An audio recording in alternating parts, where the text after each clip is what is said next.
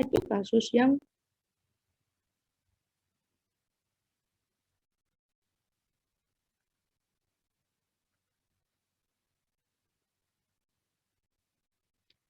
real dan berbeda satu sama lain dan saling berbeda ya.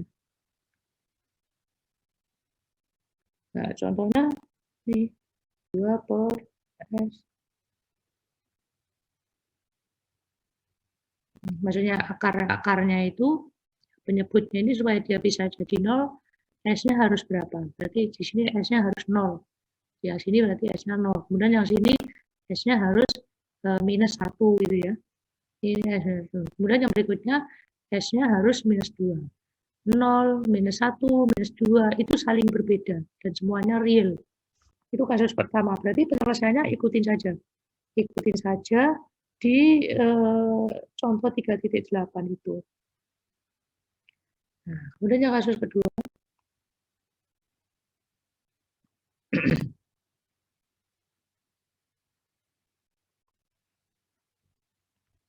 Akar-akar penyebut real dan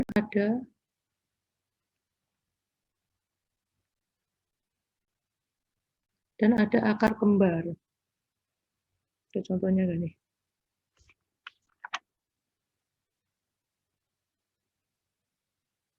Nah, contohnya 3.9 itu. Contoh 3.9. Kalian pelajari sendiri ya.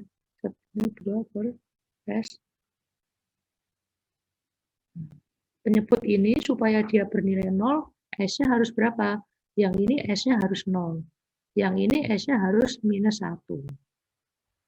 Tapi 2 kali minus 1-nya. Ini kan kalau dijabarkan S dalam kurung S plus 1 dikali S plus 1 juga. S plus 1 di sini itu nilainya minus 1. S plus 1 di sini juga S-nya harus minus 1 supaya penyebutnya 0. Sehingga akar-akarnya adalah 0.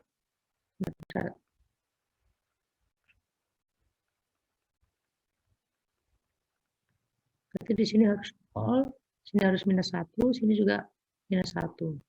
Kalau sini 0, minus 1, sini minus 2, ya, supaya dia punya 0. Ini saling berbeda, jelas. Ini beda, tapi ada yang sama. Nah, kalau kembar itu kalian perhatikan di situ ya, bahwa aturannya,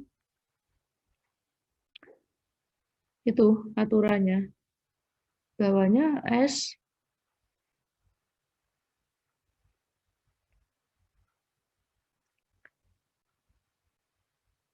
jadi kalau seperti ini langsung di aplikasinya. Jadi karena ini ada tiga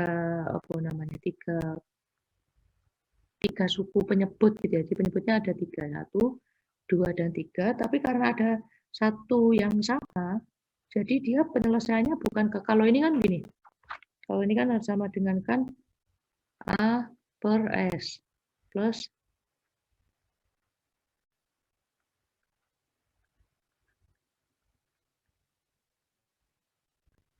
ini masing-masing. Suku ini kasih pembilang, suku ini dikasih pembilang, suku ini dikasih pembilang gitu. Kemudian pembilangnya dicari A1, A2, A3 dicari, nyarinya gimana? Coba diruntut saja itu contoh 3.8.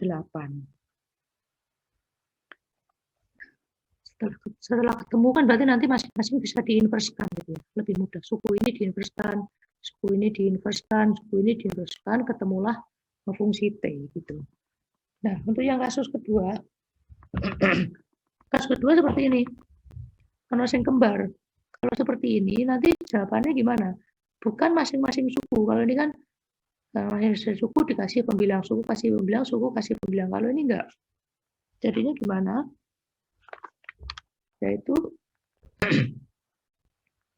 A1 per S plus A2 per S plus 1 kuadrat tambah A3 per S plus 1. Kayak gini jadinya. Nah, kayak gini itu mengikuti pola mana? Pola yang di halaman 73 itu.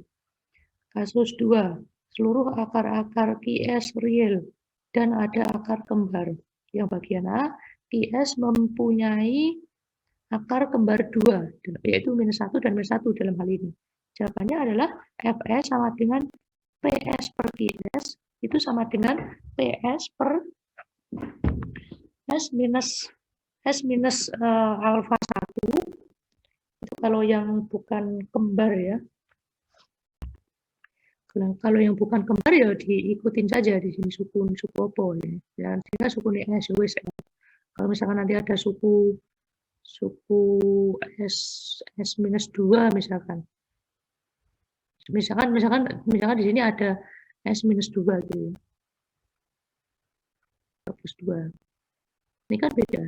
Ini 0, ini minus 2, sini minus 1, minus 1. Yang double kan ini. Berarti yang S plus 2 ini ya ada di sini. Plus A2 per, ini nilai A1, A2, A3 bebas saja. Yang penting dia konstanta dan, bukan konstanta ya, yang penting dia parameter tetapi saling berbeda. Antara ini dan ini itu berbeda. Ya dia bisa konstanta, bisa enggak. Nah, untuk membedakan itu, ini tadi PS kurang S minus alfa 1. Maksudnya alfa 1 itu adalah akarnya ya, akarnya. Kalau ini kan akarnya minus 2. Ini akarnya jadi boleh dikatakan bahwa sebenarnya alfa 1 itu adalah 0, alfa 2 itu adalah minus 1, alfa 3 adalah minus 1 juga. Pakai ini aja, kalau nggak bingung.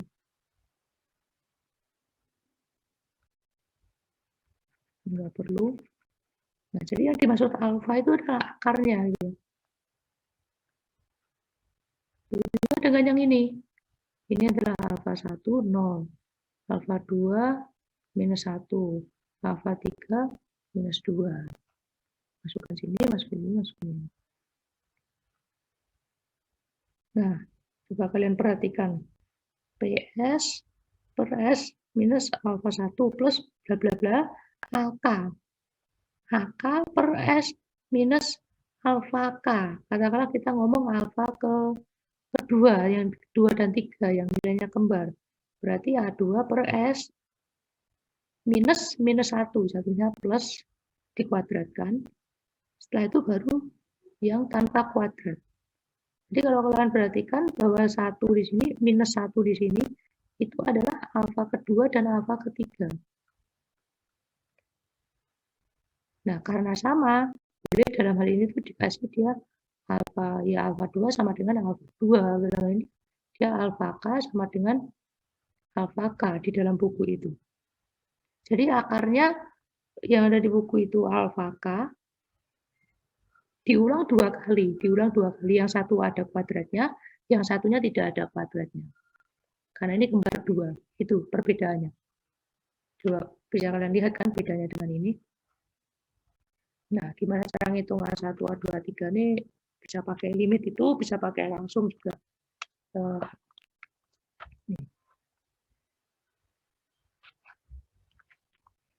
kemudian yang kasus ketiga. Nah, yang bagian B itu kembar 3. Bagaimana kalau kembar 3?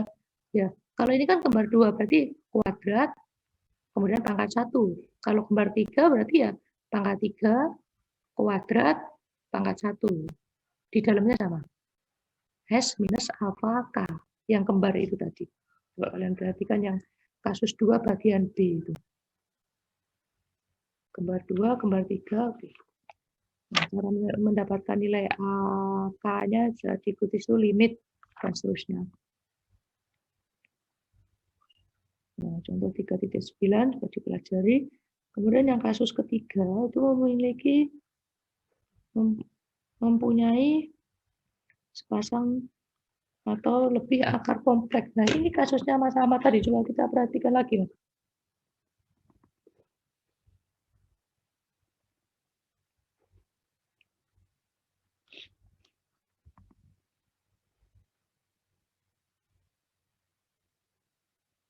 Akar kompleks seperti itu. Oke, langsung aja masuk ke contoh itu ya.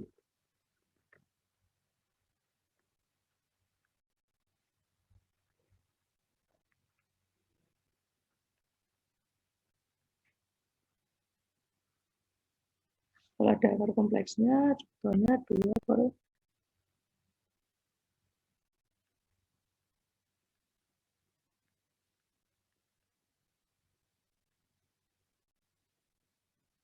Oke, ini pecahnya gimana? Diikutin.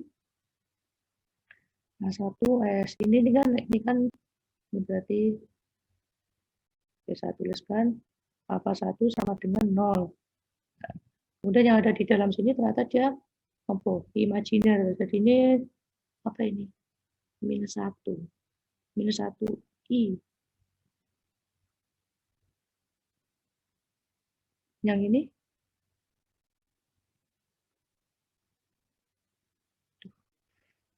apa?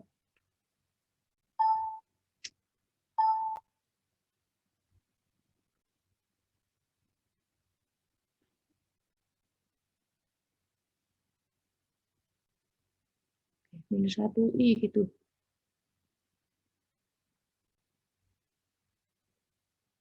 Cukup di situ.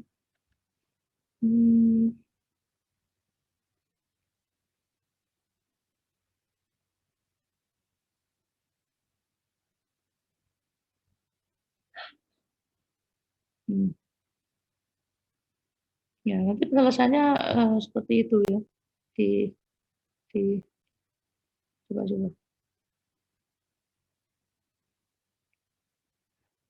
Ini sudah dijelaskan nggak?